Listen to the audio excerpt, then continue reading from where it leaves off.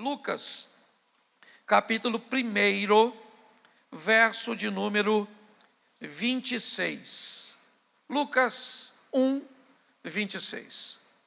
No 6º mês, foi o anjo Gabriel enviado por Deus a uma cidade da Galiléia chamada Nazaré, verso 27, a uma virgem desposada com um varão, cujo nome era José, da casa de Davi. O nome da virgem era Maria. E entrando o anjo onde ela estava, disse: Salve, agraciada, o Senhor é contigo, bendita és tu entre as mulheres. E vendo ela, turbou-se muito com aquelas palavras e considerava que saudação seria esta. Disse-lhe então o anjo: Maria, não temas, porque achaste graça diante de Deus. Eis que em teu ventre conceberás e darás à luz a um filho, e por-lhe-ás o nome de Jesus. Este será grande e será chamado Filho do Altíssimo, e o Senhor Deus lhe dará o trono de Davi, seu pai. Reinará eternamente na casa de Jacó, e o seu reino não terá fim. Disse Maria ao anjo: Como se fará isto, visto que não conheço varão? Mateus, capítulo 1, verso de número 18. Mateus 1, 18. Ora, o nascimento de Jesus Cristo foi assim, estando Maria, sua mãe, desposada com José, antes de se ajuntar, e achou-se ter concebido do Espírito Santo. Então José, seu marido, como era justo e não a queria inflamar, intentou deixá-la secretamente.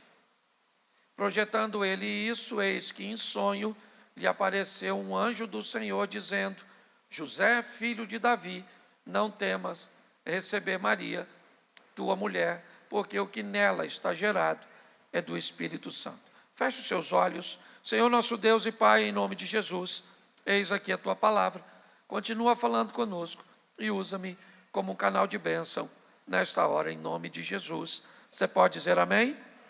Bom, eu quero só fazer algumas colocações com vocês sobre situações que destruiria a maioria dos casamentos que eu conheço. Situações que criariam conflitos, às vezes irreversíveis, que criariam contendas muito fortes, mas que esse casal conseguiu administrar com muita maestria. Não sei se com muita facilidade, mas com muita maestria, certo? Eles foram comissionados, nada mais, nada menos, para criar o Filho de Deus. Se você às vezes encontra dificuldade para colocar limites, chamar a atenção de seu filho, imagine se você fosse pai e mãe de Jesus. Como é que você se comportaria criando alguém, certo? Que é maior que você, é o próprio Deus encarnado, o Filho de Deus. E vamos entender um pouquinho o que esse casal precisou ter bastante. Bom, a primeira coisa que nós vamos encontrar nesse texto é o diálogo do anjo com a Maria. O texto não diz a idade que ela tinha, diz apenas que ela era muito nova, certo? Maria era uma menina, certo? Bem mais nova que seu marido José. Aqui eu não quero falar de idade, eu quero falar de maturidade. Da capacidade que nós precisamos ter para ouvir as coisas. Em primeiro lugar, não para responder, mas para entender. É muito comum nós ouvirmos já intencionados em responder. E não nos preocupamos, né, em entender primeiro. Entender não apenas o que está sendo dito, por quem está sendo dito, Em que momento quem está falando está vivendo? Quais são as circunstâncias periféricas, o ambiente ao redor? Qual é o ambiente interior de quem está falando? Normalmente nós não nos preparamos para isso. Nos preparamos apenas para ouvir e estabelecer uma boa resposta depois dessa audição, mesmo que quando formos responder, o outro descubra que essa pessoa está respondendo a algo totalmente oposto ao que estava sendo dito. Eu não sei se você já teve essa situação, na hora de conversar com seu filho, com seu cônjuge, descobrir que quando ele te responde, parece que ele não entendeu nada do que você disse, porque na verdade ele não ouviu para entender, ele ouviu para responder. E isso gera muito conflito. Então vamos ver aqui, o anjo aparece para essa jovem, certo?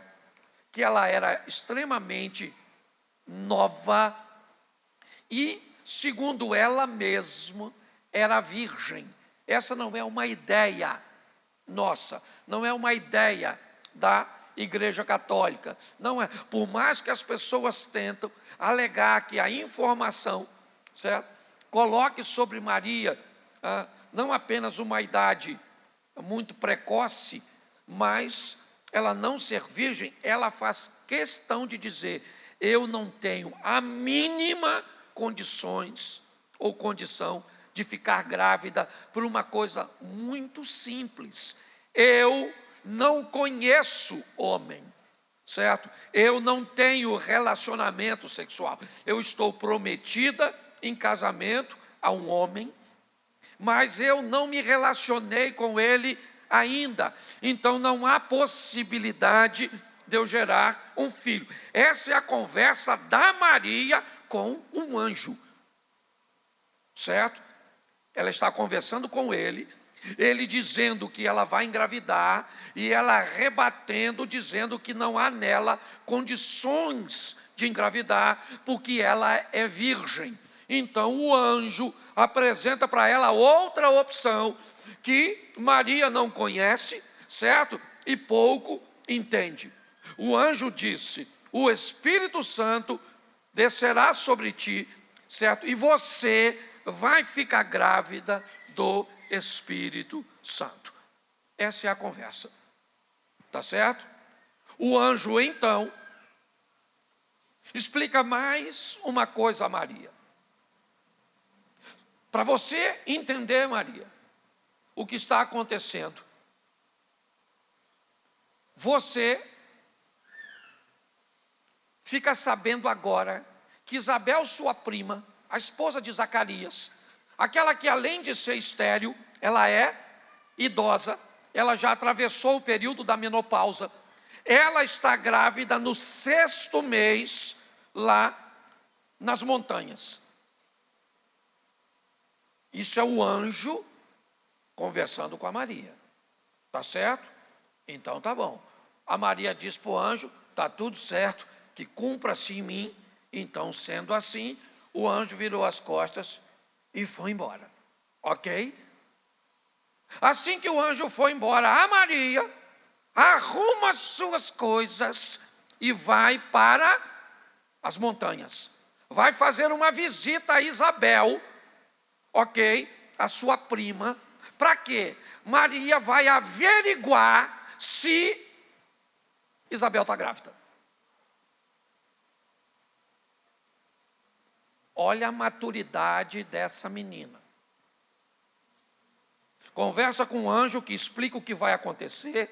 Ela explica as impossibilidades do padrão mental dela.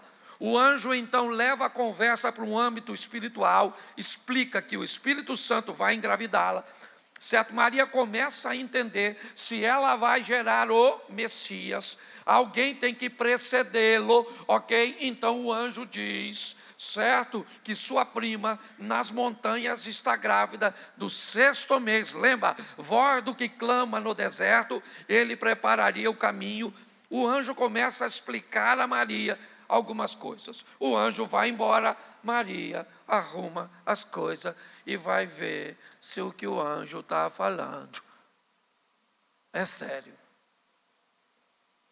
Pastor, isso é falta de fé? Não.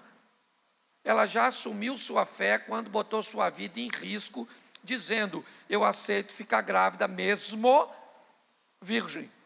Eu não vou ter como explicar. Então a fé, ela já mostrou quando disse sim. Agora ela está mostrando a maturidade. Entendeu? Agora ela vai na casa da Isabel para ver como é que as coisas estão lá. O que é isso? Isso é um ensinamento que muitas vezes, se nós averiguássemos com mais cuidado grande parte das coisas que vivenciamos em nossos relacionamentos, evitaríamos muitos problemas, muitas discussões. Às vezes alguém te diz algo: vi seu marido assim, aconteceu isso assim, vi seu filho desse jeito. Você já pega. Ela não. O anjo falou, ela não falou nada. Beleza, seu anjo. Já entendi, vou engravidar. O anjo. Agora Maria tem outro problema. Qual é? Falar com Zé. Engravidar é mole, mano. Quero ver contar para o José. Pensa, constrói na sua cabeça. Eu não vou falar sua esposa, não. Eu vou falar sua filha. Pensa, sua menina assim,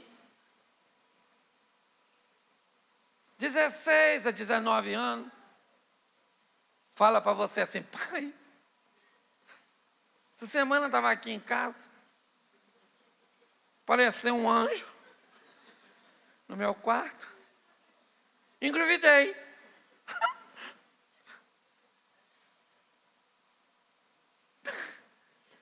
O que você faria? Fala sério.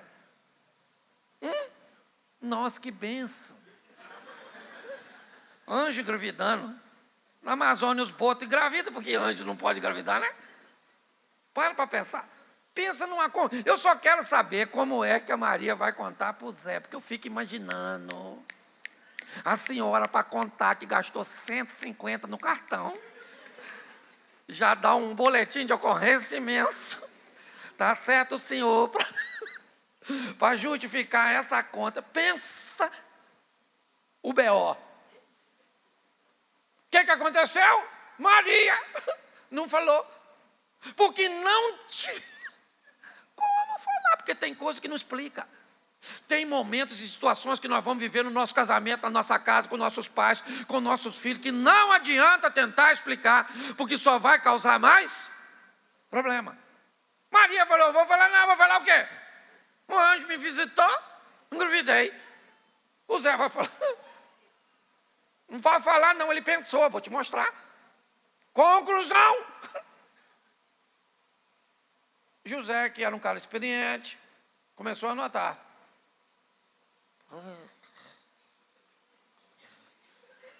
Canela inchando, os peitos volumando. Zé falou: caraca, maluco. Levei uma bola nas costas. Ué, pensou? Eu estou falando aqui, eu não estou desmoralizando ninguém, não. Por favor, se você é católico, respeita a sua, ok? Eu estou explicando porque o negócio ficou doido. O bagulho aqui, o Zé está olhando, a dona está grávida, mano. E o Zé falou: não fui eu. Sabe? Aquele cara que puxou um tiro, uma espingarda para dar um tiro no leão que vinha. E quando ele olhou, era um guarda-chuva, ele tirou e o leão caiu morto. Ele com o guarda-chuva. O que ele entendeu? Quem tirou não fui eu. Alguém tirou no leão. Ele pensou: o filho não é meu. Se o filho não é meu, é de anjo? Você ia pensar nisso?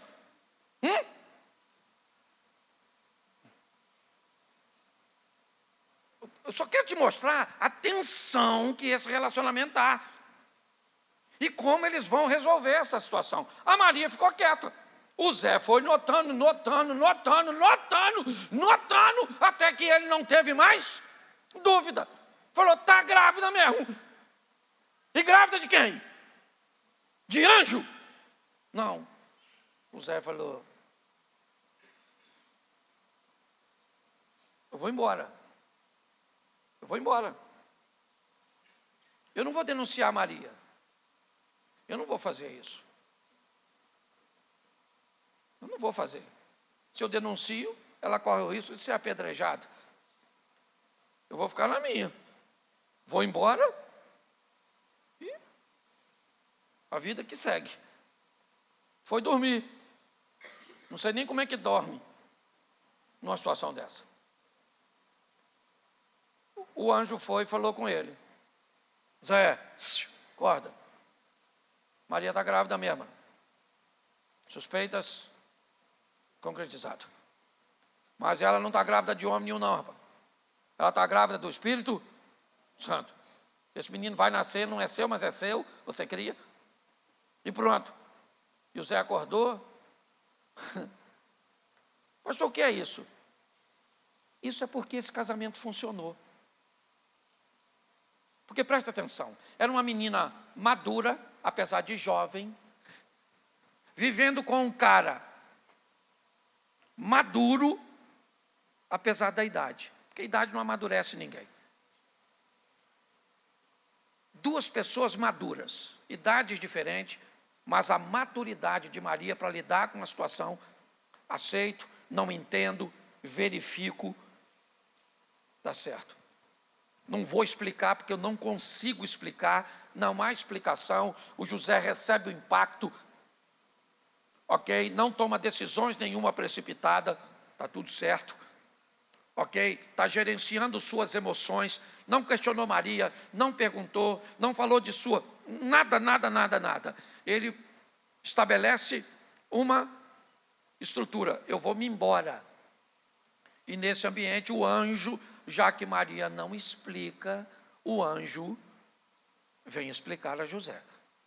Porque coisas que você não explica, peça a Deus para explicar. Não tem como explicar? Explique, peça a Deus. Entendeu?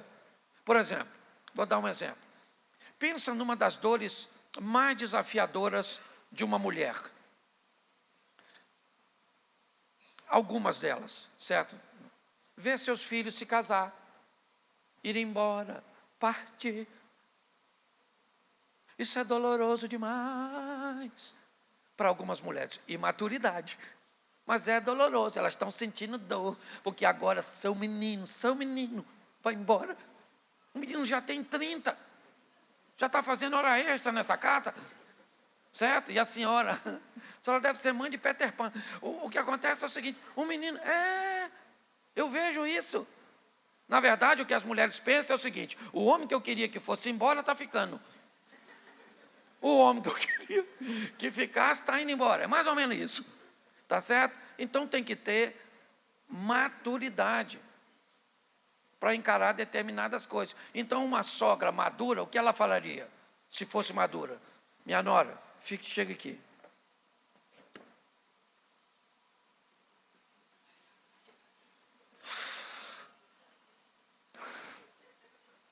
Você vai ter o seu um dia, você vai ver. Hoje você não entende, mas um dia você vai entender. Esse menino é minha vida. O ar que eu respiro. Você é uma menina boa. Eu chamo você de megera, mas não é. Eu digo que você é uma bruxa, mas não é não. Você é legal. O seu problema é o que está entre eu e você. Esse garoto.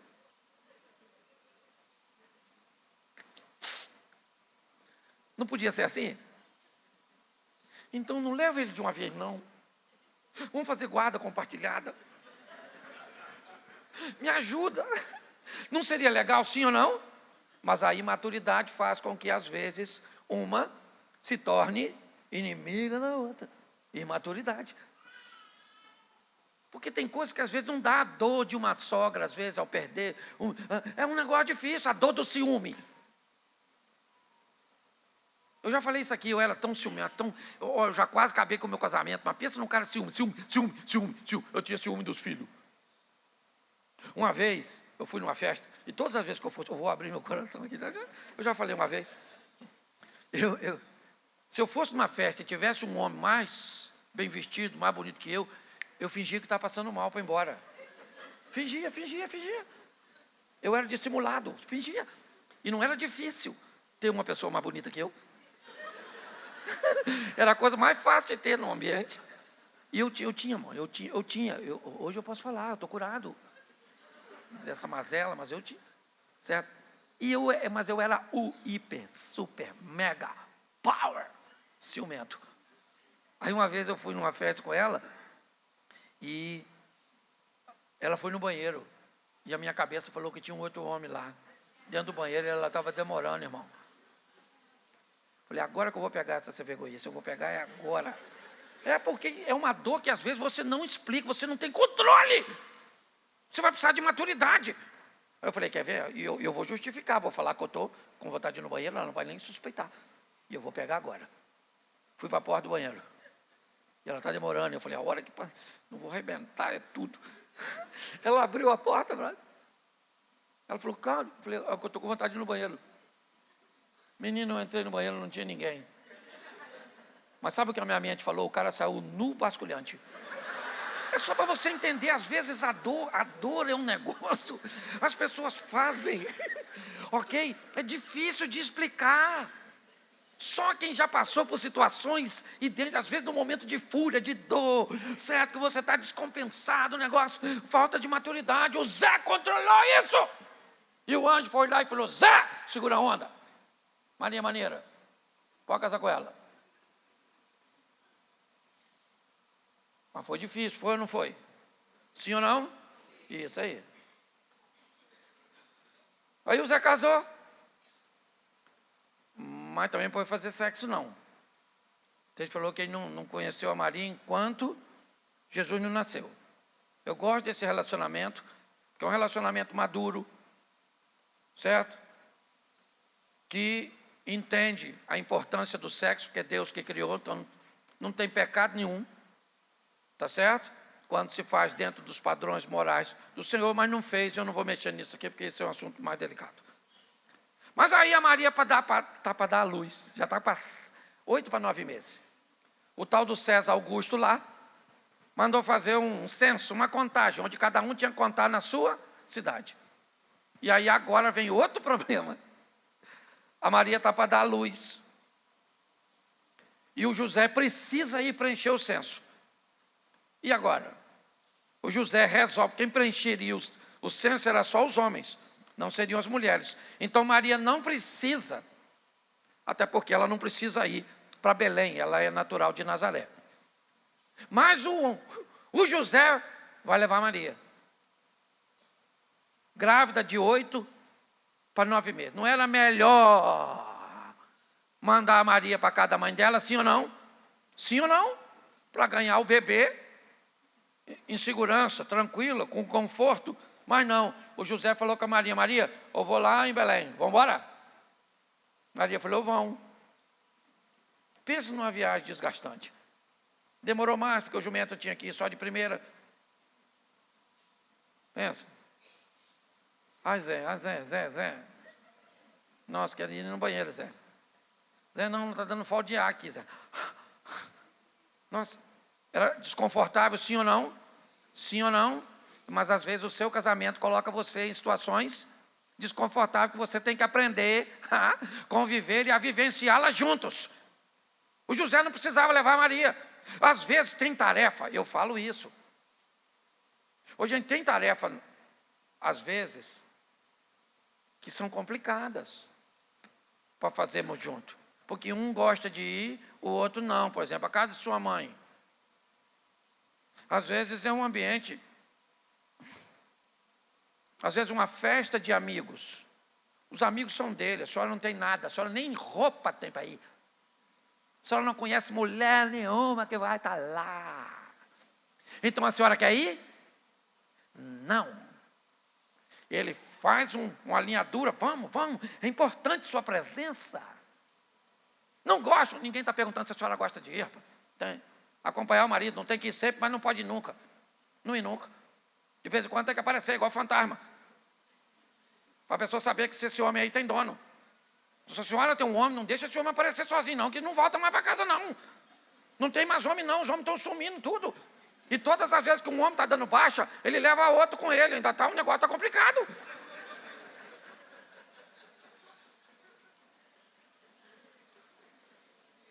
Eu estou falando sério. O bagulho tá. Se a senhora tem um homem que procura a senhora, tu fica atrás da senhora. Parece propaganda de Danone. Me dá, me dá, me dá. A senhora fica quieta, cala essa boca. Porque não tem mais homem desse tipo. Eu falo, eu canso de falar isso. E aqui na igreja eu posso falar com mais propriedade, porque eu sou pastor aqui.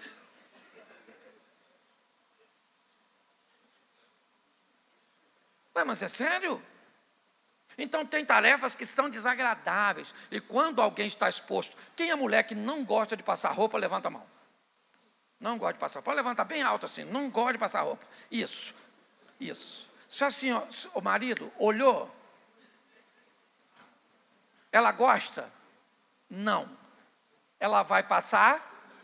Sim ou não? Vai. Não gosto? Dane-se.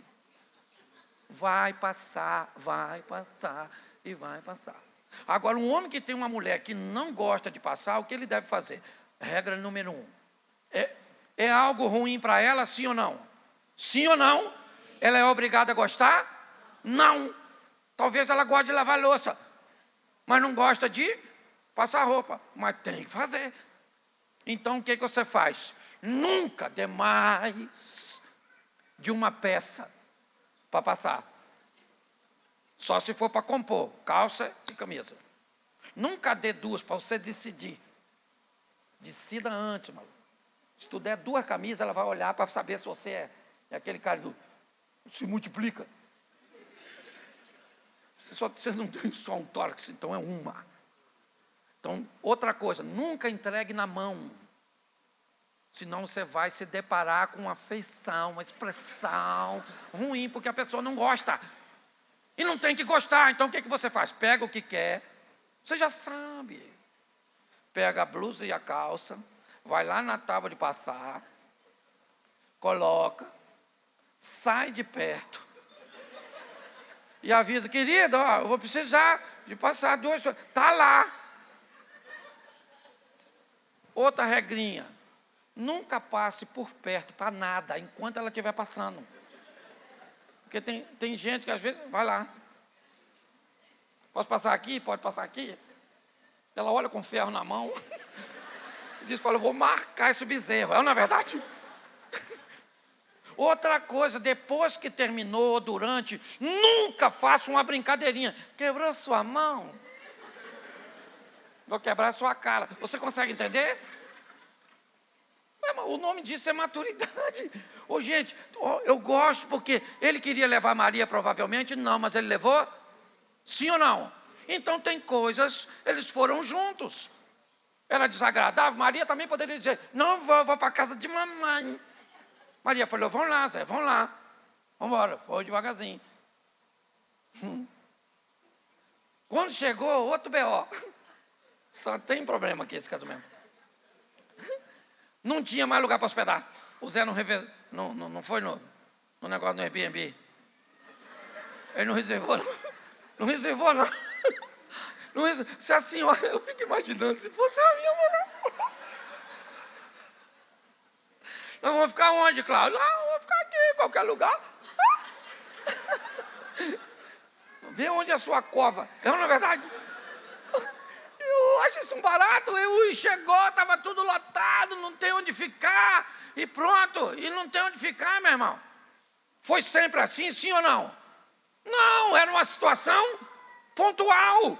Então, às vezes, a situação pode sair do controle de um. Convidou você para ir num lugar, chegou lá, está uma porcaria. E você fala, tá vendo? Por isso eu não queria vir, por isso eu não queria vir. Só me traz para furada. Uma pessoa dessa não precisa de demônio. Ela dá conta do serviço sozinho. Ninguém tem o controle de tudo. Alguém vai chamar. Às vezes, alguém vai chamar você para ir no restaurante para comer. Chega lá, a comida já veio aqui, não vim, queria experimentar. Olha essa pizza. Olha esse troço. Então ninguém tem o controle de tudo, não. Deu ruim. Aí o Zé arrumou um lugar, um lugar onde ficavam os bichos. Entendeu? Era confortável, era apropriado, mas era o que eles? Isso aí, irmão. Às vezes só dá para lidar com o que tem no momento e fecha essa boca. Entendeu? Sua língua de trapo. Fica cobrando o outro, não tem controle. Isso, o que aquilo? O que aquilo outro? Não queria ter vindo.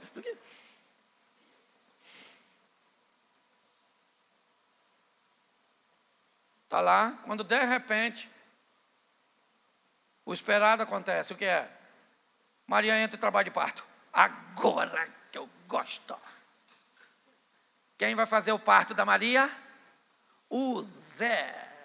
Ah, se fosse tu, machão. Vendo aquele bebê coroando. Aquela cabeça saindo. Só em pensar eu já fico zonzo. Pensa. Foi o Zé. Eu gosto disso. Foi ele que estava lá no momento difícil, sim ou não? É um momento de dor, sua esposa, desafiador, está num lugar que não é dos melhores, mas estão vivendo seus momentos juntos.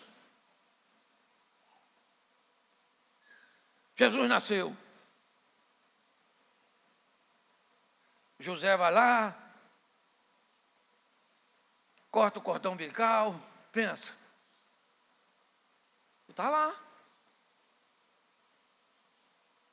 Um momento extraordinário. E não tem muito a ver com o lugar não, viu? O lugar não é dos melhores. Mas melhor que um bom lugar é uma boa companhia. Uma boa companhia vale muito mais. Estavam cumprindo sua missão. Tá os dois ali. Chegaram os caras lá com os presentes. 3 presentes. Certo? O primeiro foi bom. Indica que ele é rei. O ouro. O segundo também é bom. Diz que ele é espiritual. Um incenso. Mas o terceiro é bem ruim. É um produto para passar em defunto. O terceiro indica, já aponta para a morte dele. Maria e José olham aquilo. Notícia boa, 2. Notícia ruim, 1. 2-1. Não dá para ganhar sempre. Os dois aprendem, olham para aquela situação, ninguém falou nada, mas aquilo acendeu uma luz de José. Naquela noite, aquela mirra vai fazer sentido. O anjo aparece para José de novo e diz: José, não dá para voltar para Nazaré. Lá está a sua carpintaria, lá estão as suas ferramentas, seus pedidos, clientes, negócios. Mas a hora é de proteger o menino. Pegue o menino e fuja. Estão querendo matá-lo. Agora a mirra já faz sentido, mas agora também faz sentido o ouro. É com recurso do ouro que José vai para longe da administração de Arquelau, o Herodes. Ele é perigoso, ele quer matar o menino. Agora nós temos o negócio em Nazaré e o menino em Belém. E a mensagem é: agora não é hora de pensar em negócios, agora é hora de proteger o menino, de cuidar da família. Homens, somos muito preocupados, em grande maioria, principalmente os mais velhos, a ser o mantenedor, a ser o cara da provisão, a ser o protetor. E às vezes para isso entregamos nosso dia, nossa noite, os nossos finais de semana, o nosso tempo. Mas aqui nós temos uma lição deste casal, que nos ensina que precisamos proteger nossos filhos. José então vai para o Egito e fica lá até que o anjo lhe avise. Herodes morreu. Já dá para voltar. E ele volta. Agora o próximo episódio, Jesus tem 12 anos de idade. O casal continua criando Jesus. Vão para a festa da Páscoa em Jerusalém. E Jesus some. Ele desaparece. Eles não conseguem achar Jesus. Provavelmente eles não vinham juntos. E no final do dia, quando José encontra Maria, eles perguntam um ao outro: cadê Jesus? E nenhum dos dois sabe onde Jesus está. José diz: Maria, cadê o menino? Eu não sei. Achei que ele estava com você, José. Comigo não, Maria. O menino devia estar com você, é responsabilidade sua. Não, José. Ele é um garoto já, tem 12 anos de idade. Devia estar contigo, você é o pai, o responsável. Isso é o que acontece na maioria dos relacionamentos. Quando um problema aparece, nós não queremos resolvê-lo. Nós queremos botar a culpa no outro. Dizer: eu não tenho culpa nenhuma, foi você. Puxou você, foi você que fez. Eu te avisei. Né? Se não bastasse o erro acontecer, você ainda quer dizer que você avisou. Mas isso não aconteceu acontece na nossa casa. Na do José, não. Cadê o menino? O menino sumiu. Está com quem? Não interessa. O importante é que não está conosco. E se não está conosco, nós dois vamos procurar o garoto e pronto. Porque nós temos um problema para resolver. E o sumiço do menino é um problema nosso. Entendeu? Sua intimidade está ruim, o problema é de vocês dois. O dinheiro não está legal, o problema é dos dois. O filho está apresentando um problema, o problema é dos dois. Uma mãe está apresentando um problema, uma sogra, o problema é dos dois. Um está desfalecendo na fé, o problema é dos dois. Não vem essa história de botar a culpa no outro, não. Pelo menos aqui nós não vemos isso. Cadê o garoto? O garoto sumiu. Então o que nós vamos fazer? Todo mundo volta para casa. Nós voltamos para Jerusalém. Nós dois. Entendeu, Maria? Eu e você vamos voltar e vamos achar este menino, porque ele é responsabilidade nossa. É isso. Mas não. Em grande maioria, a responsabilidade não é sua, é do outro. É o outro, é o outro, é o outro. Pastor, porque o senhor não conhece ele? Ah, o senhor não conhece ela. Ah, porque o senhor não sabe. Ah, é? Então está certo. Os dois voltam. E aí eu gosto. Jesus está no templo. A dura que a Maria dá nele. A dura que ela deu nele. Você não deveria ter feito isso. Nós estávamos super preocupados com você. Olha o que ela disse. Ela não disse para ele: ah, olha, não. Meu filho, eu e o seu pai estamos procurando por você faz 3 dias. Você é responsabilidade nossa. Você não deveria ter feito isso, Jesus. Vamos embora para casa. Jesus baixou a cabeça e foi com eles, e lhes era sujeito segundo a palavra. O Filho de Deus, ela está dizendo: não deveria ter feito, você fez errado. Não interessa se você é filho de Deus ou não. Você está debaixo da nossa responsabilidade. E foi a Maria que deu a dura. Olha só, hoje, tem pais que até hoje, o filho tem 4, 5, 6, 7 anos.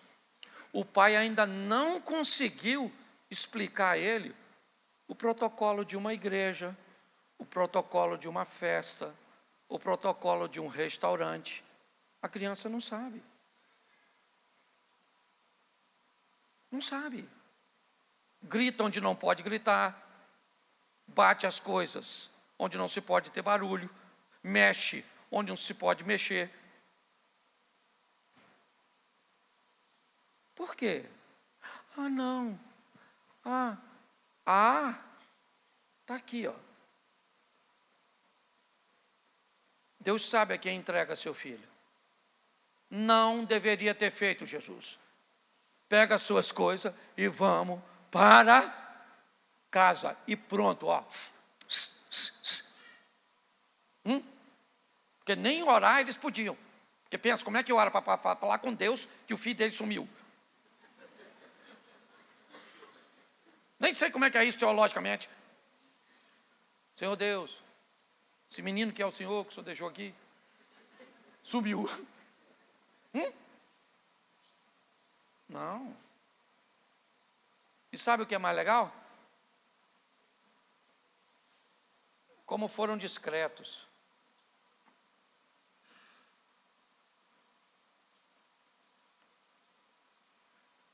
A Bíblia não fala nada sobre a morte do José. Também não fala nada sobre a morte da Maria. Ok? Basicamente, todas as histórias construídas sobre Maria não estão na Bíblia. Nada que fala de sua morte, da assunção, né? Como foi ao céu, nada. E não tinha que falar mesmo, não. Porque alguém com uma missão tão especial como esse casal, se tentar falar, vai canonizar. Se tentar falar, vai dar problema. Porque nenhuma outra mulher pisou nessa terra, ouviu o Filho de Deus lhe chamar de mãe. Se tem uma coisa que Maria merece é respeito. Ela botou a vida dela em risco. Teve uma maturidade extraordinária. Foi uma mulher sensacional. Chamou a atenção do Filho de Deus, porque era a sua responsabilidade. E fez isso discretamente. Estava no pé da cruz, vendo aquele menino que ela criou. Que ela sofreu tanto. Agora pendurado naquele madeiro. Não há escândalo, elas estão chorando, obviamente. José provavelmente já tinha morrido.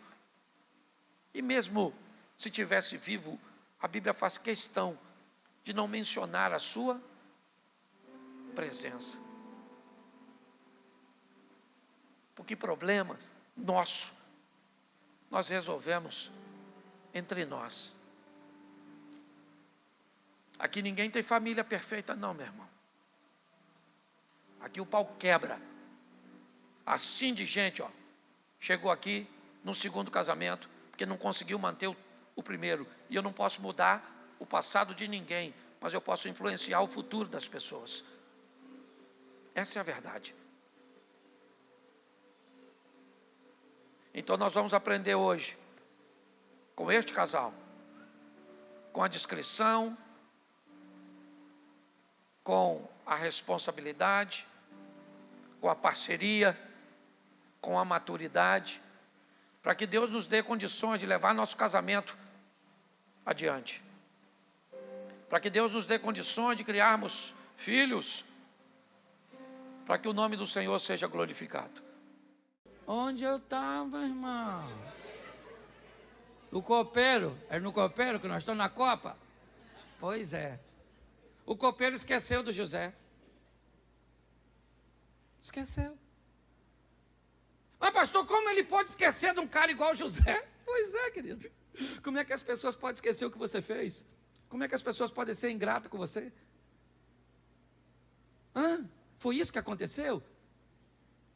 E que atingiu você? Aconteceu com ele também. Ele viveu injustiça, você também? É isso? Ele teve que ser retirado de um ambiente de conforto, você também? É isso? Agora o camarada que ele ajudou, esquece dele depois de 3 dias. Quase 2 anos depois, o cara lembra quando o faraó sonha. O faraó falou, preciso de alguém para interpretar o sonho. O copeiro falou, caraca, o Zé. Rapaz, lembrei agora. Poxa. Agora o José vem. Por que o copeiro não lembrou dele antes? Porque não podia, gente. Uma das piores coisas que pode acontecer na sua vida é queimar etapa. Quando você queima uma etapa, você pode chegar na próxima e não estar preparado. José percorreu todo o caminho. Havia uma direção nas estrelas. E a direção empurrava para o governo do Egito. Que governo é esse? Um governo que seria nos tempos bons do sol, nos tempos ruins da lua. Eu tenho falado o tempo inteiro disso. Porque todo dia você levanta para viver um dia de sol ou um dia de escuridão. E seja qual for o ambiente, o momento, vai pedir você 2 coisas: estrelas e governo. Direção e governo. José agora está naquele ambiente. É levado lá para fora no momento certo para conversar com o homem mais poderoso do Egito, que tem uma demanda que ninguém pode resolver e que José resolve. Você anda fazendo cursinho aí de coach, você gosta dessa linha? Segura essa aqui. José, eu ouvi dizer que você interpreta sonhos. Então eu quero, me diga, o que são 7 vacas gordas e magras, 7 espigas cheias e vazias? Me diga o que é. José disse, 7 anos de prosperidade, 7 anos de escassez. É isso que significa. Beleza, José, você já cumpriu o seu propósito. Você já identificou meu problema. Eu tenho um problema de um período bom e um ruim. Só que o José disse, só um minutinho. Parece que já terminou o que você me pediu, mas não terminou o que eu vim nesse mundo para fazer. Eu não vim aqui para identificar um problema, eu vim aqui para resolver. Porque sua vida não muda quando você descobre um erro. Sua vida muda quando você descobre uma solução. Quando ele diz o que o cara não pediu, ele entrou na brecha. Quando ele diz, arruma um homem, alguém que seja capaz de remodelar seu plantio, remodelar seu armazenamento, remodelar sua colheita, remodelar seu comércio. E sabe o que me encanta? É que a gestão de um crente chamado José beneficiou todo o Egito e todas as nações. José governou, não foi para crente, não foi para trazer seu clãzinho de lá, com menos de 100 pessoas, e se estabelecer em Gósen. Não, ele administrou para egípcio, ele administrou para todas as vizinhanças do Egito, que se ele não tivesse lá, elas teriam morrido de fome. Mas o que mais me encanta é a hora do sonho. 42. A hora que ele está em pé depois, talvez, de quase 10 anos. Entre os 7 anos de prosperidade e os primeiros 3,5 de escassez. Que ele está em pé, vestido como egípcio, falando a língua dos egípcios. E agora o sonho vai virar realidade. Lá vem seus irmãos. E seus irmãos se curvam diante do José. Gente, Gênesis 37 diz, os molhos se curvam diante do molho de José, mas não diz o que José vai fazer quando os molhos se curvam. Eu achei algo extraordinário quando a Aline veio falar aqui. E ela disse algo poderosíssimo. Deus não te dá vitória para você esfregar na cara dos outros. Se você quer isso, que as pessoas engulam o que disseram a seu respeito, você não merece vencer. Porque a vitória não tem nada a ver com você. Tem a ver com seu irmão, com seu vizinho, com alguém que disse que você não chegaria a lugar nenhum. José, quando vira governador, não vai na casa de Potifar. Não. Se vingar da mulher. Não, ele tem poder para isso. Mas ele não faz isso. Porque o que ele vai dizer para seus irmãos, que também mereciam uma boa lição, e aliás, José tem vontade de fazer, porque quando ele vê os irmãos, o passado vem de uma forma tão avassaladora, que ele diz, esses camaradas são espiões. Não, espiões, prendam-os. O que demonstra que ele é gente, que sentiu como gente. É isso. Por favor, não queira ser algo que você não é. Você é gente, você tem impulsos, você tem desejos, mas vá devagar. Se José pudesse, teria matá-los, mas não matou, mandou prender, e 3 dias foram suficientes para que ele estabilizasse suas emoções, parasse de agir em ambiente tempestivo. Foi isso. E agora ele chama seus irmãos, que não sabem quem ele é, mas José vai fazer uma investigação final. Ele disse, eu vou ficar com Benjamim, Judá. O irmão que queria matá-lo, Judá, vai ler lá, Judá queria matá-lo, e Rúben, por ser o primogênito, tenta protegê-lo. Judá chama José e diz, governador, por favor, não fique com nosso irmão Benjamim, porque nós já temos um irmão nosso, o Zé, que faleceu. Que Deus o tenha. Se papai perder Benjamim, ele morre. Então olha só, Judá, fico como escravo no lugar de Benjamim. José falou, os caras aprenderam a lição. Ele não aguenta, começa a chorar, manda todo mundo sair e diz, calma gente, calma, espera um pouquinho, tira aquela indumentária egípcia, igual o rei Júlia no Madagascar, puxou, e disse, lembra de mim? Alguém falou, quem é? Ele falou, sou eu, o irmão de vocês, o Zé. Os irmãos falaram, o quê? Ele falou, sou o Zé, rapaz, o Zé do sonho, do molhozinho, lembra, o Zé? Os irmãos falaram, caramba, ele falou, calma, vocês não estão entendendo nada, vocês não me venderam, foi Deus que me mandou na frente. Cara, se Moisés pensasse assim,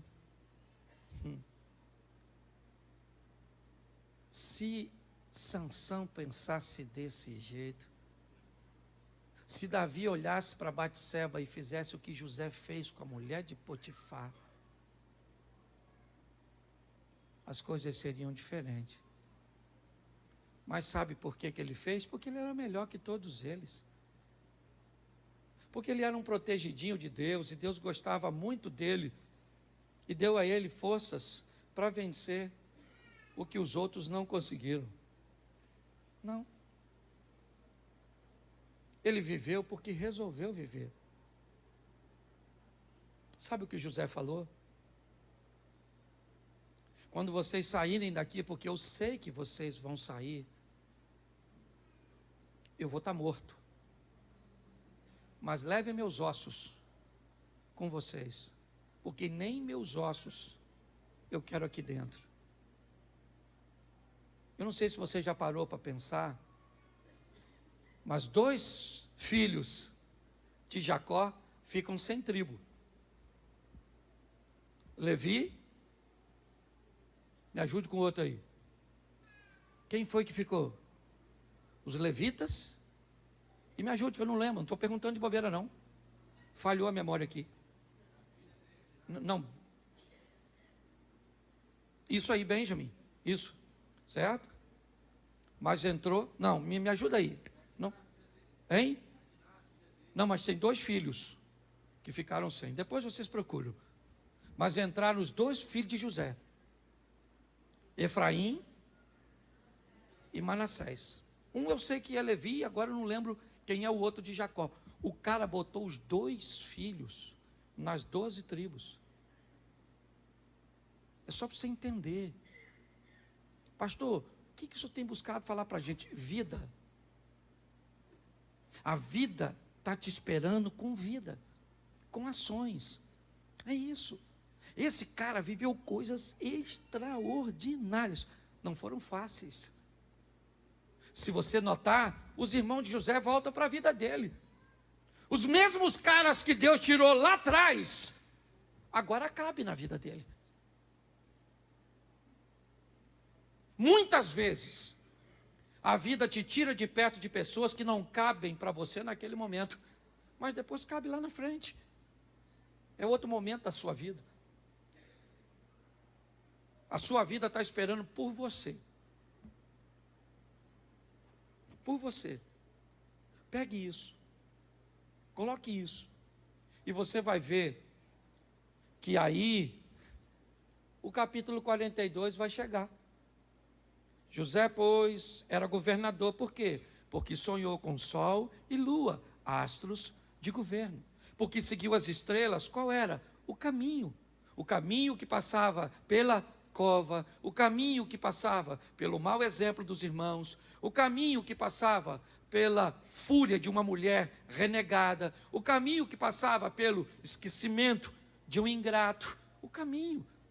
E o caminho que passava por ver todos aqueles que te fizeram sofrer agora na palma da sua mão, pronto, para que você esfregue na cara deles tudo. Mas ele não tinha tempo para isso.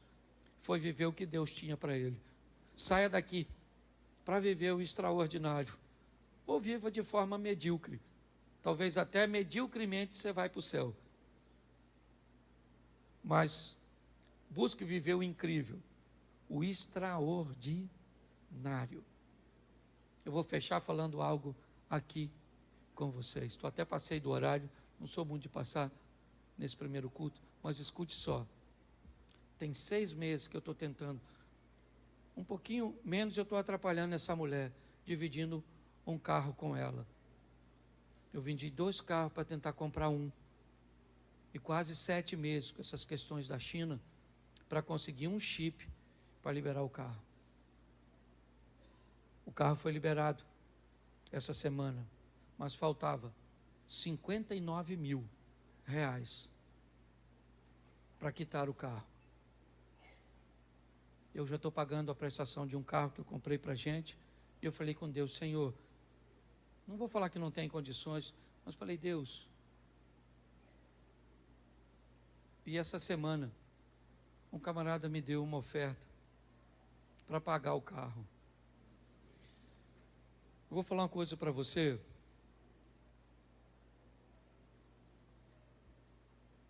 Viva. É só isso. Não vão te entender. Vão querer que você faça o que eles fariam. Vão querer que você pense o que eles pensam. Vão querer que você haja como eles agem. Faça o que Deus tem colocado no seu coração. E veja, não é dinheiro. Não, gente. Se tivesse fracionado, a turma sabe, eu ia conseguir pagar. Lógico que ia. Estou reclamando de chorar, me engana aqui não. Eu estou mostrando a você o que Deus é capaz de fazer. Com alguém que não tem vínculo nenhum, basicamente, comigo. Aproximadamente 9.000 anos depois, os 2 filhos desse cara, pelo menos os 2 descendentes dele, são os mais ricos da face da terra. Judeus, descendentes de Isaac, eu vou mostrar a você, e árabes, descendentes de Ismael. Segura essa.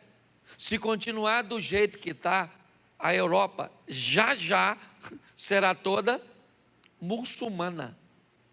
Porque enquanto o europeu tem 1, 2 filhos nenhum,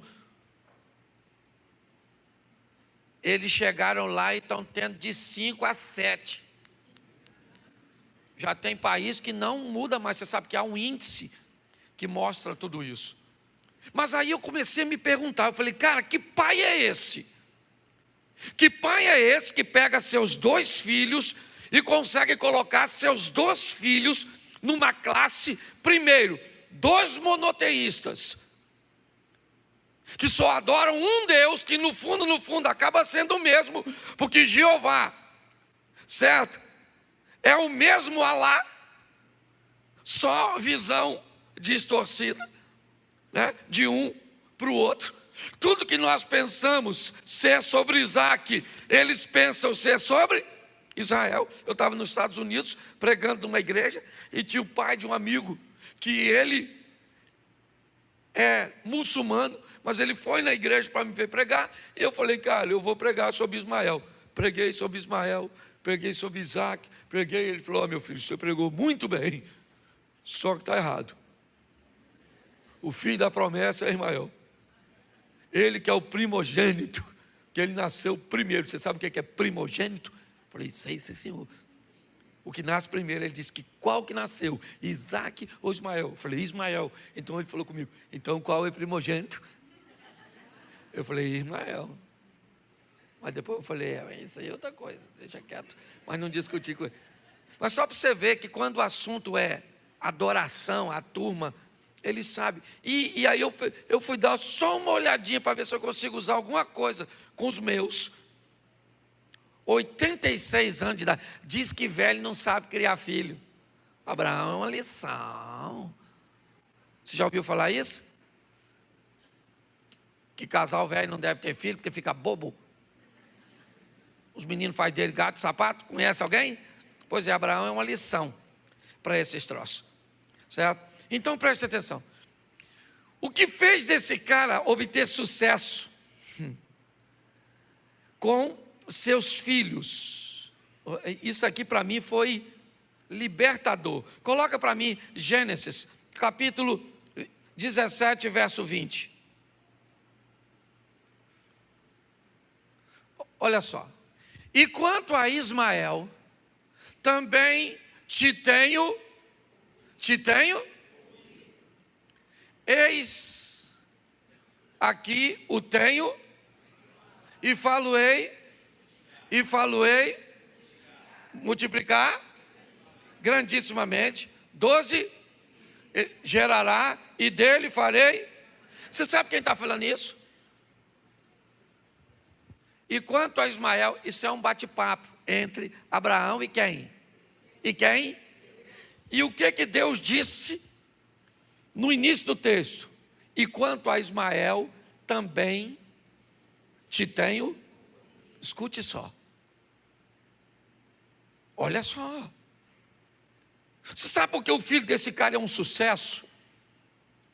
Porque o tempo inteiro esse camarada aqui falava com Deus a respeito do filho. Você está entendendo? Não interessa como teu filho esteja, não interessa onde ele esteja, não interessa o que as pessoas falem a respeito dele.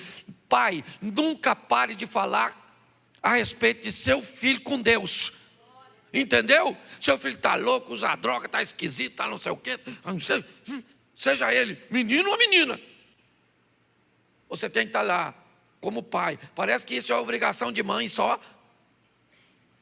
Mãe que tem que orar, ora por esse menino, ora por esse menino.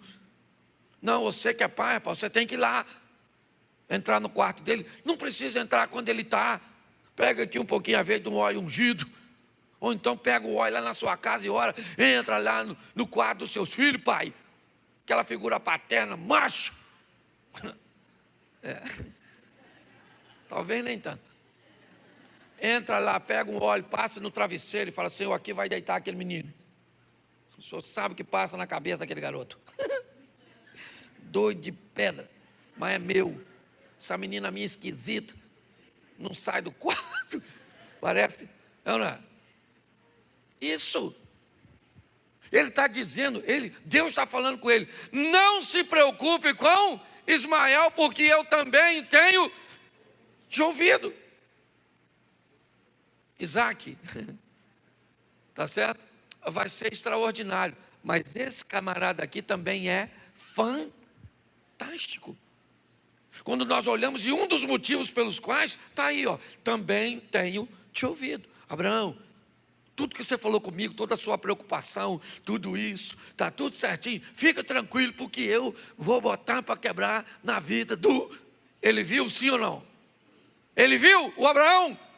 Não, Abraão morreu, não viu o que aconteceu, mas se Deus prometeu, Ele vai cumprir, querido. Nossos filhos são herança do... É isso aí mesmo, nós não criamos filho para ir para o inferno. Tem época que parece que eles ficam meio doidos, nós já ficamos uma época. Você na época de colégio, lembra? Quem puxava as coisas assim, ó, para a mulher, quando vinha atravessando a rua, pensar que era cobra, levanta a mão. Aí. Apertava a campainha, porque isso eram os nossos pecados. Nossas bagunças era essa, é ou não é? Apertava o quê? A campainha, e ó, corria, sim ou não? Sim. Nós fomos numa palestra, vimos o cara falar que comprou suco para jogar na caixa d'água da escola. Esse já era um estágio mais avançado. Alguém queria fazer mal para o número maior de gente, ou não? Mas não. Nossos filhos, nós também já fomos terríveis, sim ou não? Só que eram uns terríveis diferentes. Hoje os meninos... né, nós éramos terríveis estilo Roberto Carlos. Eles hoje são estilo The Walking Dead. É, não é? É uma versão atualizada. Os meninos meio zumbizão. É assim que funciona, esquisitão. Mas são nossos. E são amados, amém? Então nós temos que orar, está aí. O camarada orava e falava, Senhor, abençoa os meus. Eu quero que os pais fiquem de pé agora. Esse negócio de só falar, chega em casa você não faz. Ah, fica em pé aí agora, onde você está. Levanta a mão em direção à sua casa. Sua casa aí, onde é a casa? A minha está para lá ali, ó. Isso. Diga comigo, homens. Eu abençoo a minha casa, o meu casamento e os meus filhos. Eles são herança do Senhor. E nenhum deles vão se perder. Em nome de Jesus. Amém. É isso aí, está ligado?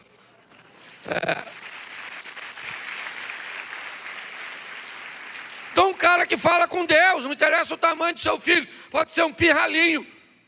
Hoje meu neto estava lá deitado, estava lá, menino, você é macho? É, vô? Falei, é. Igual o vovô. Ele me olhou esquisito. Ele disse assim, queria ser melhor. Mas vamos embora, a vida que segue. Vamos embora, vamos embora, vamos embora.